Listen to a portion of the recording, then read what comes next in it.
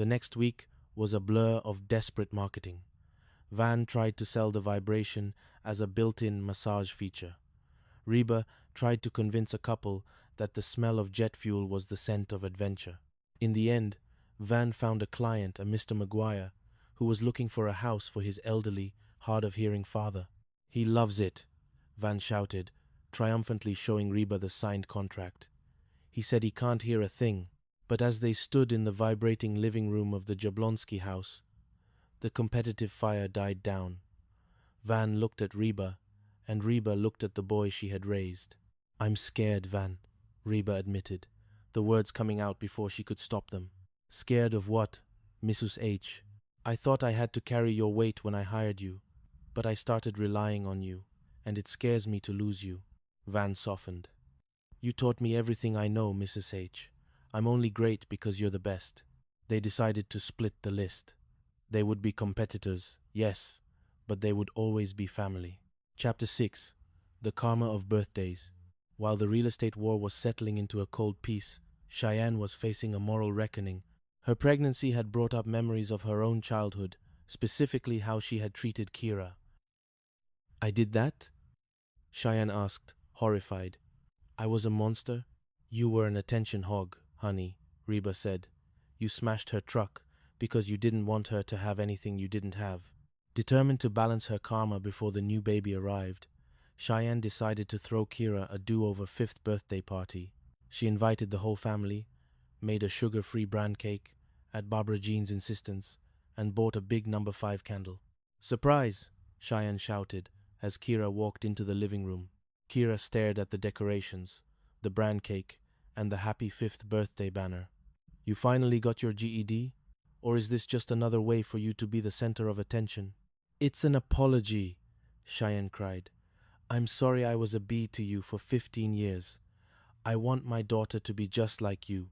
Sort of." Kira looked at her sister. She looked at the effort, the ridiculous cake, and the genuine tears in Cheyenne's eyes. "We're not going to hug, are we?" Kira asked. "No," Cheyenne said. "Yes!" Barbara Jean shouted, pulling them both into a suffocating embrace.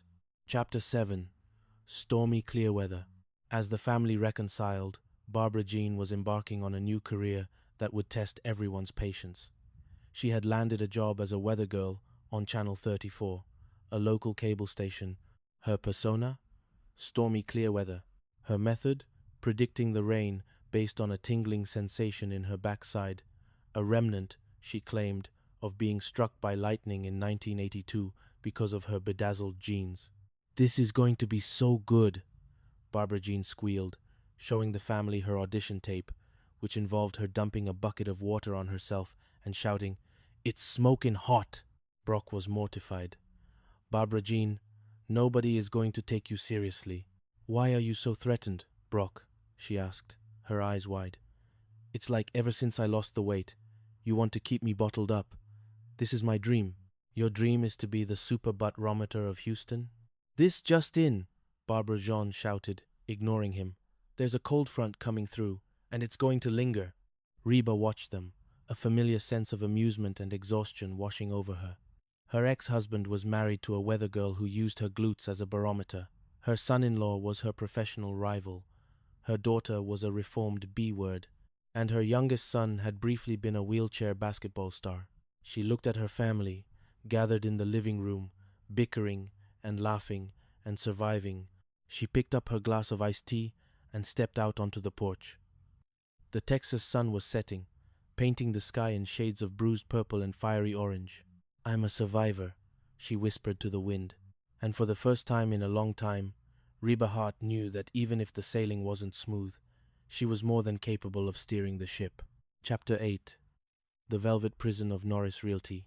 Van Montgomery had never imagined that moving up would feel so much like moving into a hospital. The office at Norris Realty was a masterpiece of chrome, glass, and silent carpets. There were no children's drawings on the fridge, no smell of burnt toast, and certainly no Reba Hart shouting about idiots from the next room. Steve Norris, a man whose teeth were so white they seemed to glow in the dark, greeted Van with a handshake that felt like it had been practiced in a mirror. "Welcome to the big leagues, kid," Steve said, handing Van a key fob. "Your chariot awaits." The chariot was a charcoal grey SUV with seats that indeed felt like a warm hug. For the first hour, Van was in heaven. He drove around Houston, adjusting the lumbar support and occasionally talking to the voice-activated navigation system just because he could. But by the third day, the velvet prison began to close in. Van sat in his glass cubicle, staring at a spreadsheet of corporate relocations. He missed the closer stare. He missed the way Reba would roll her eyes when he suggested horseback riding to an open house. Here, everyone spoke in synergy and market penetration. He took a break to call Cheyenne, but she was in the middle of a prenatal yoga for sanity class.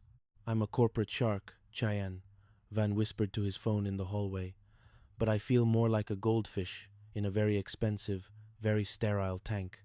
Back in the Reba Hart Realty world, which currently consisted of Reba's kitchen table and a slightly temperamental fax machine, the silence was deafening. Reba sat alone, trying to organize the half-list they had agreed upon. Every time the door creaked, she expected to see a giant in a too-small basketball uniform. Instead, it was just the wind or a stray cat. She was a solo agent again, and for the first time in her life, she realized that having a knucklehead as a partner was better than having no partner at all. Chapter 9. The Rise of the Buttrometer.